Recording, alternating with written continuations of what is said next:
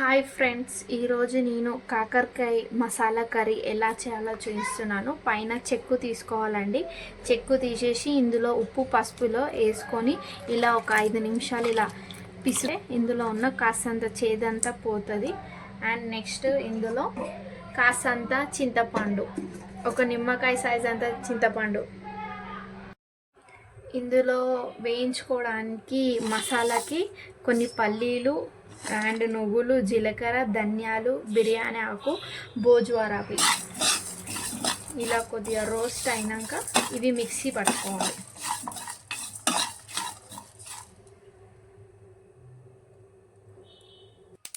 ఇవి ఇప్పుడు ఫ్రై అయిపోయినాయని ఇవన్నీ ప్లేట్లోకి తీసుకుందాం. చల్లారినాక మిక్సీ పట్టుకోవాలి. ఇప్పుడు ఇందులోకి 2 ఉల్లిపాయలు కట్ చేసుకున్నాండి. ఇవి కాస్తంత ఆయిల్ పోసుకొని ఫ్రై చేసుకున్నాం.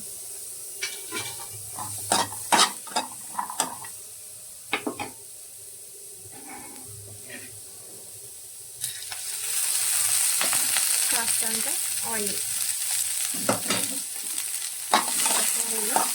ఫ్రై చేస్తాం. అండ్ ఇందులోకి ఒక టమాటో కట్ చేసి ఇందులో వేసాను. ఇవి రెండు ఒకసారి బాగా ఉడికినాక ఇది మిక్సీ పట్టేసుకుందాం.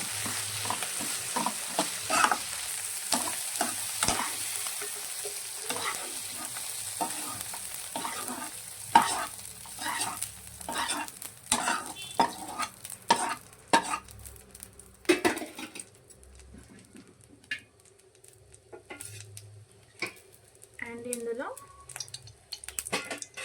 కాస్తంత ఆయిల్ పోసుకోవాలి. ఈ కప్పు తోటి 5 కప్పుల ఆయిల్ పోసుకుంటున్నాను.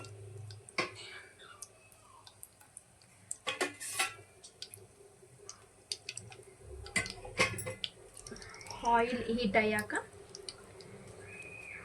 ఇందులో కొన్ని జీలకర్ర ఆవాలు,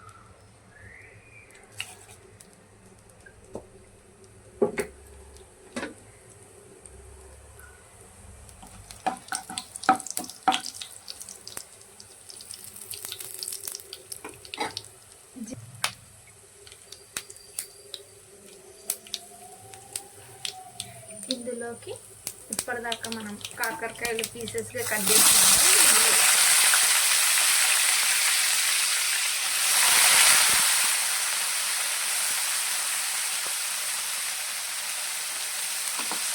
ఇలా వేసుకొని ఫ్రై చేసుకోవాలి.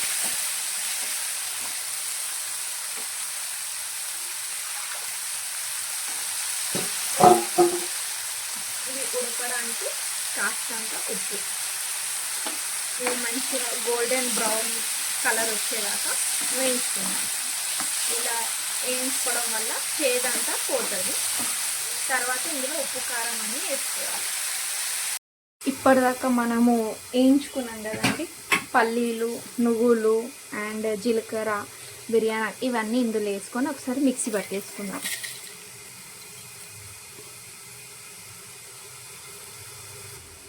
ఇప్పుడు ఇది మిక్సీ పట్టేసుకున్నానండి. ఇందులోకి మనం ఇంతకుముందు టమాటా అండ్ ఉల్లిగడ్డ వేయించుకున్నాం కదా, ఆయిల్ పోసుకొని ఇది ఇందులో వేసేద్దాం.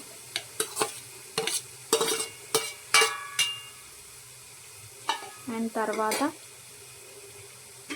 మనము ఇంతకుముందు చింతపండు నానబెట్టాం కదంటే ఈ చింతపండు ఒక నిమ్మకాయ సైజ్ అంత చింతపండు మీరు పులుపు చూసుకొని వేసుకోండి. మేమైతే పులుపు నార్మల్గానే తింటాం. చింతపండు కొన్ని పులుపు ఎక్కువ ఉంటాయి కాబట్టి తగ్గించేయండి.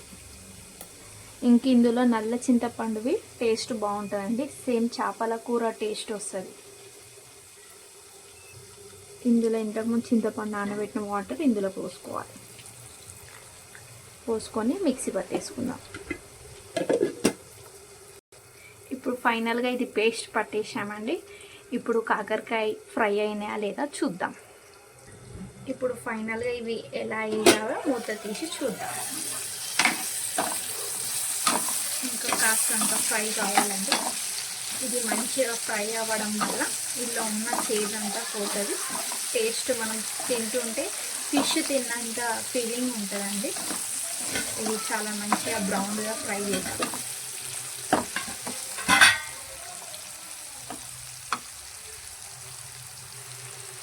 ఇవి ఇప్పుడు ఫ్రై అయిపోయి ఇంతకుముందు మనం సాల్ట్ వేసుకున్నాం కానీ ఇప్పుడు కొద్దిగా వేసుకుంటే సరిపోతుంది. సాల్ట్,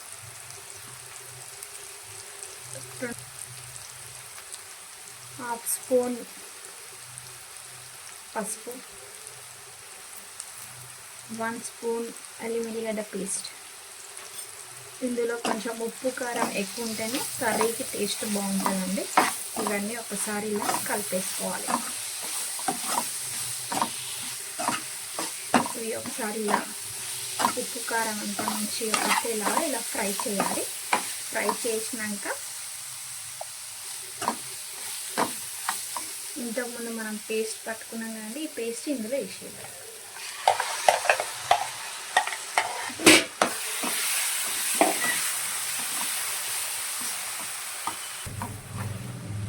ఒకసారి ఇలా కలిపేసుకోవాలి.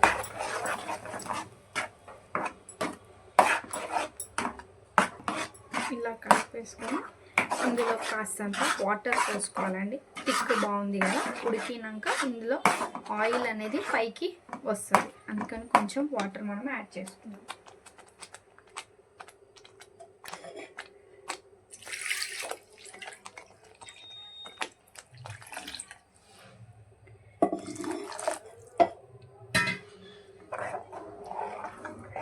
ఇలా వాటర్ పోసేసుకోవాలి. వాటర్ పోసుకున్నాక ఒక 5 మినిట్స్ మనం మూత పెట్టి ఉడికించుకుందాం. తర్వాత ఫైనల్గా కొత్తిమీర కరివేపాకు వేసుకోవాలి.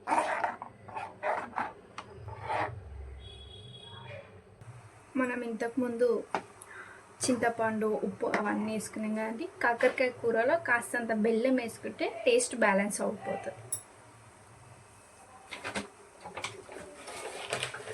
ఇక్కడ నేను బెల్లం పౌడర్ ఉందండి మా దగ్గర, బెల్లం పౌడర్ని ఒక 1/2 స్పూన్ వేస్తున్నాను.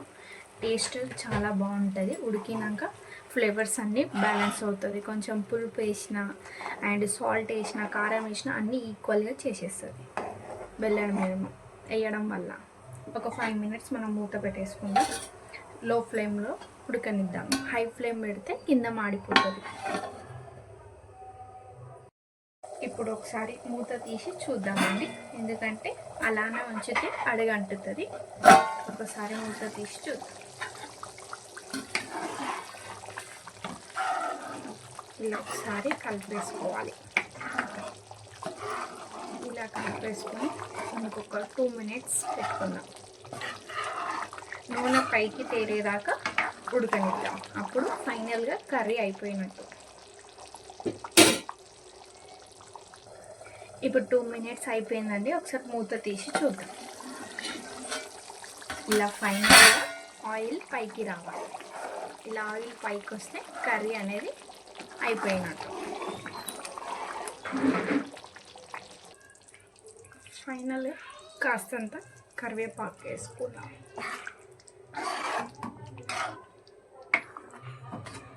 ఇది బౌల్లోకి తీసేసుకోవాలి. ఫైనల్గా కాకరకాయ మసాలా కర్రీ నచ్చితే కనుక లైక్ చేయండి, షేర్ చేయండి. సేమ్ ఇది చేపల కర్రీ టేస్ట్, పులుసు టేస్టే వస్తుందండి. మీకు నచ్చితే కామెంట్ పెట్టండి. Thank you.